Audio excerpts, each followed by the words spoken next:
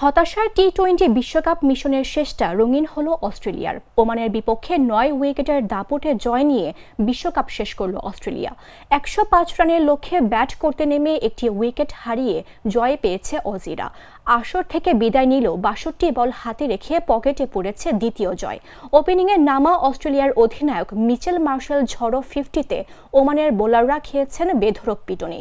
Travis হেডের সঙ্গে ঝড়ো ব্যাটিংয়ে গড়েন 93 রানের জুটি।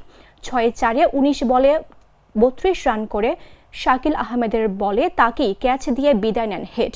তিনি আউট না হলে 10 উইকেটে জয়ের পথেই ছিল অজিরা। মিচেল মার্শ অপরাজিত থেকে দলকে পাইয়ে দিয়েছে জয়। ওমানের হয়ে বোলাররা বেধড়ক পিটুনি খেয়েছেন। শাকিল আহমেদ ছাড়া সবাই রান দিয়েছেন ওভার প্রতি 10-এর ওপরে।